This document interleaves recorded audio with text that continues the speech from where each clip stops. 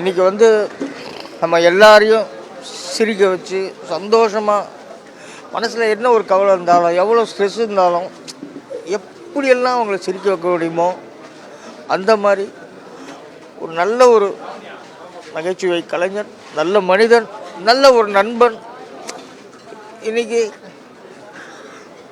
நம்மளெல்லாம் விட்டு போயிட்டாப்புல. அது ரொம்ப ரொம்ப வருத்தமாக இருக்குது.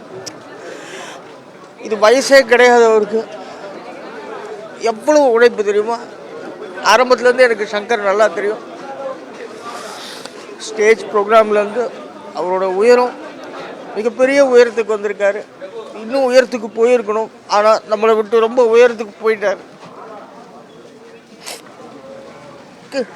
ரோபோ அண்ணாவை அவர் ஒரு மேடையில் ரோபோ வேஷம் போடுறதுலேருந்து நல்லா தெரியும்.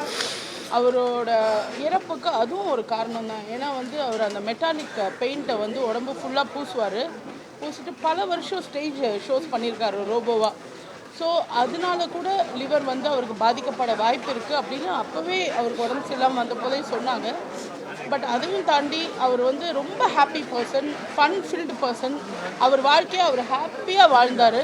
அதை ஓப்பன் புக்காக வச்சுருந்தார். எல்லா மீடியாவுக்கும் தெரியும், எல்லாருக்கும் தெரியும். அவர் இந்த வீடு கட்டினதுலேருந்து, அவரோட ஆனிவர்சரியிலேருந்து, அவரோட பர்த்டேலேருந்து, அவங்க பொண்ணோட கல்யாணத்துலேருந்து எல்லாமே மீடியாவுக்கு காமிச்சு அவர் அவர் வாழ்க்கையவே மீடியா தான் அப்படின்னு இருந்தார். அவருக்கு ஒரே ஒரு பெரிய ஆசை இருந்தது, ஹீரோவாக கூட நடிச்சிட்டாரு. ஆனால் கமல் சாரோட நடிக்கணும் அப்படின்றது அவரோட பெரிய ஆசை. ரீசெண்டாக பேசும்போது கூட அவர் அதை தான் சொன்னார், எனக்கு ஒரு ஃப்ரேம்லையாவது அவரோட நின்னணுன்றது அந்த பெரிய ஆசை இருந்தது. ஆனால் அது நடக்காமல் போயிடுச்சுன்றது தான் எனக்கு ரொம்ப வருத்தமே. ஏன்னா இது ஒரு வயசே இல்லை அவர் போகிறதுக்கு. ஆனால் அவர் ஒரு சந்தோஷமாக அவரை ரொம்ப ஹாப்பியாக பார்த்துக்கிட்டாங்க பிரியங்கா, அவரோட ஒய்ஃபு. அந்த மாதிரி ஒரு ஒய்ஃப் கிடைக்கிறது பெரிய வரம்னே சொல்லலாம். ஏன்னா ஒரு குழந்தை மாதிரி அவரை பார்த்துக்கிட்டாங்க. அவர் என்ன பண்ணாலும் அவரை எப்படியோ காப்பாற்றி எல்லாம் நல்லா அவர் ரொம்ப வெயிட் லாஸ் ஆனப்போ கூட ஜிம்முக்கெல்லாம் போய் நல்லா ஒர்க் அவுட் பண்ணி ஃபோட்டோ ஷூட்டெல்லாம் எடுத்து நல்லா வந்தார். ஆனால் அந்த ஒரு பழக்கம் விட்டால் கூட அது என்ன சொல்கிறது, கொல்லுன்றது தான். ஸோ அவர் ஒரு ராஜா வாழ்க்கை வாழ்ந்தார். ராஜா மாதிரி அனுப்பி வைக்கணும், அவ்வளோதான். அண்டு அவரோட ஆசையை அட்லீஸ்ட் இந்திரஜா மூலமாவது நிறைவேறணும் அப்படின்னு நான் உண்மையாக வேண்டி கேட்டுக்கிறேன். அண்ட் அவரெல்லாம் எங்கேயுமே போக மாட்டார். அவரெல்லாம் கலைத்துறையை விட்டு எங்கேயும் போக மாட்டார். கூடிய சீக்கிரமே கலைத்துறையில் பிறப்பார் அப்படி தான் நான் நம்புகிறேன்.